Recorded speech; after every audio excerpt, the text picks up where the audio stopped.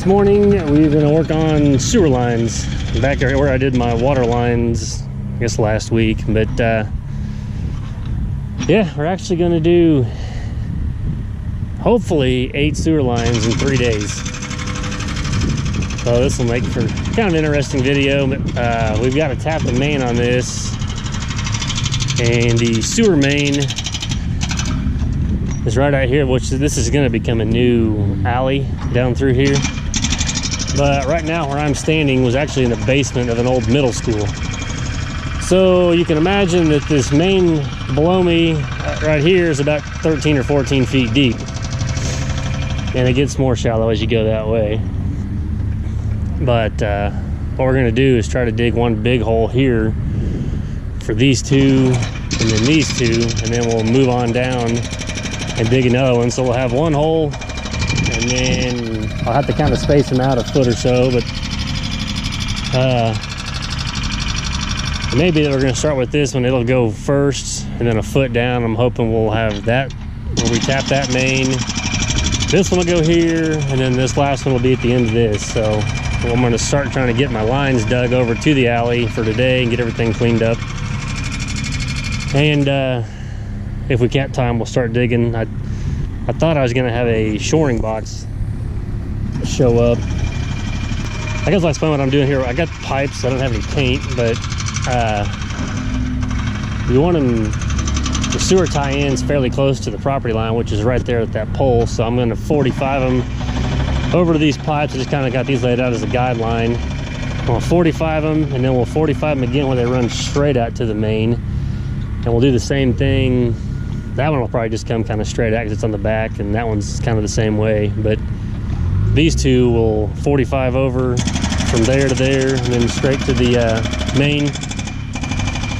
Yeah, the water company's over here today, jackhammering the road to put water meters in on that side, so a little noisy. Okay, yeah, we'll kind of get into position here. We'll dig this one. I'll dig all 4 of my lines first, because once I dig that hole out there in the alley, I'm not going to be able to back over because it's going to be pretty big. So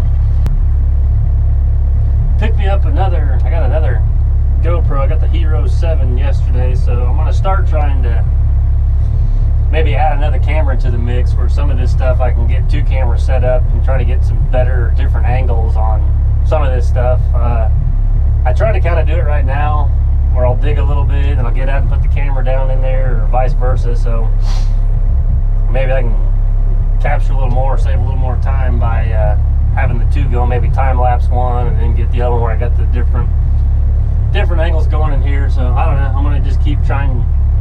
I kind of just keep trying different angles and different footage and see what I come out with, and see if it'll just, you know, make for more interesting videos and whatnot. But yeah, enough talking, let's get started digging.